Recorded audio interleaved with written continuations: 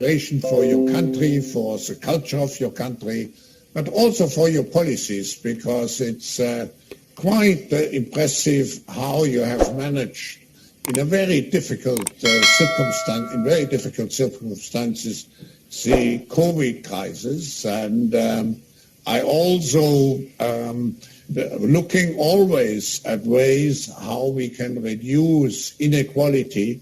I have to say I was very impressed by your stimulus package of 280 billion, which will particularly have the small people, farmers and so on, benefiting from it.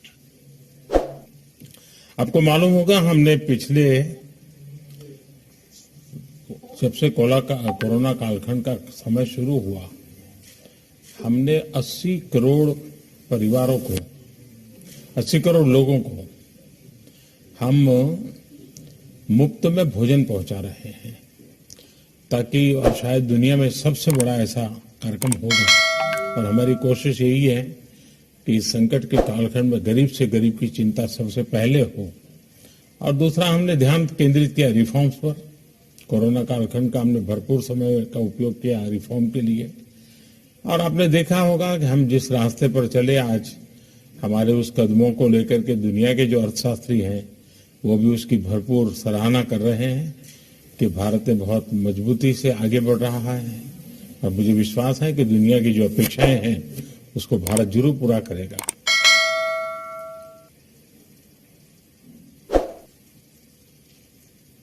Prime Minister, I know there are many people waiting for us and for your speech.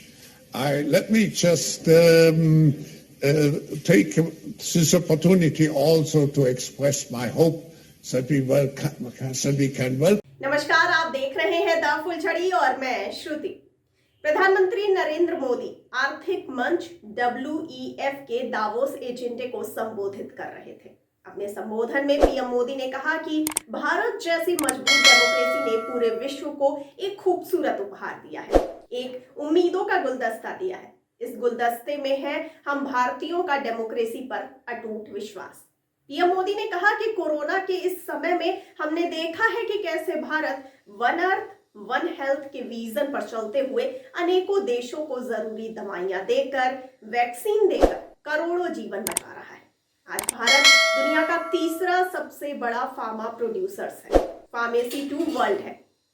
अपने संबोधन में PM ने यह भी कहा कि आज भारत दुनिया में रिकॉर्ड सॉफ्टवेयर इंजीनियर भेज रहा है। 50 लाख से ज्यादा सॉफ्टवेयर डेवलपर्स भारत में काम कर रहे हैं। आज भारत में दुनिया में तीसरे नंबर के सबसे ज्यादा यूनिकॉर्न है। 10,000 से ज्यादा स्टार्टअप्स पिछले 6 महीने में रजिस्टर हुए हैं।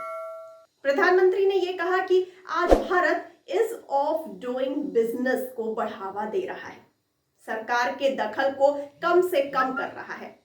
भारत ने अपने कॉर्पोरेट टैक्स रेट को सिंप्लीफाई करके, कम करके उसे दुनिया में सबसे ज्यादा कॉम्पिटिटिव बनाया है।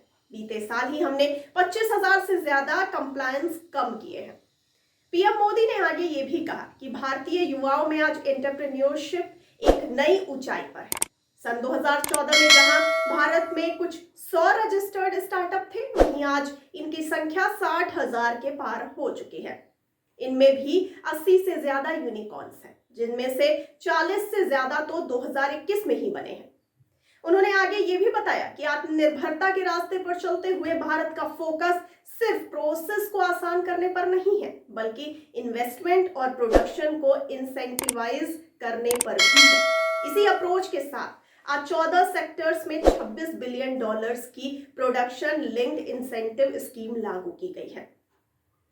आपको जानकारी के लिए बता दें कि वर्चुअल प्रोग्राम 17 से 21 जनवरी 2022 तक ये आयोजित किया गया था। आपको जानकारी के लिए बता दें कि वर्चुअल प्रोग्राम 17 से 21 जनवरी 2022 तक आयोजित है। प्रोग्राम में जापान के पीएम किशिदा फूमियो सहित इजराइल, ऑस्ट्रेलिया, इंडोनेशिया, चीन सहित कई राष्ट्राध्यक्षों के अलावा यूरोपीय कमीशन के chairman Ursula von der Leyen भी संबोधित करेंगे। सोमवार की सुबह चीनी राष्ट्रपति शी जिनपिंग के विशेष भाषण के साथ समिट की शुरुआत की गई। और आइए अब जानते हैं किन मुद्दों पर चर्चा कर रहे हैं ग्लोबल लीडर्स।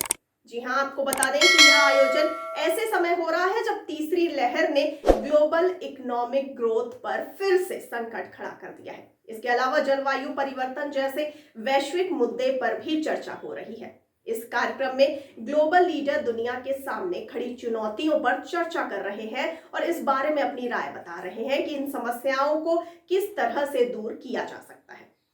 आपको ये भी बताते चले कि ऑनलाइन दावोस एजेंडा शिखर सम्मेलन लगातार दूसरे वर्ष आयोजित किया जा रहा है। फोरम 50 वर्षों से स्विस स्की रिजॉर्ट शहर दावोस में अपनी वार्षिक बैठक की मेजबानी कर रहा है, लेकिन यह 2021 में महामारी के कारण नहीं हो सका और इस वर्ष की गर्मियों की शुरुआत तक भी स्थगित कर दिया गया। और आइए अब जानते हैं क्या है वर्ल्ड इकोनॉमिक फोरम की थीम। आपको बता दें कि कार्यक्रम की घोषणा करते हुए वर्ल्ड इकोनॉमिक फोरम ने कहा कि दावोस एजेंडा 2022 ऐसा पहला वैश्विक मंच होगा जहां दुनिया भर के महत्वपूर्ण नेता 2022 के लिए अपने दृष्टिकोण साझा करेंगे। इस कार्यक्रम का विषय स्टेट ऑफ द वर्ल्ड है। तो आपको इस पूरी जानकारी पर क्या कहना है? अपनी राय और प्रतिक्रिया हम तक जरूर पहुंचाइए कमेंट बॉक्स में कमेंट करके, और साथ ही साथ हमारे चैनल को लाइक, सब्सक्राइब और शेयर करना बिल्कुल ना भूलिए। और मुझे दीजिए इजाजत, लेकिन आप जरूर बने रहिए द फुलझड़ी के साथ। धन्यवाद।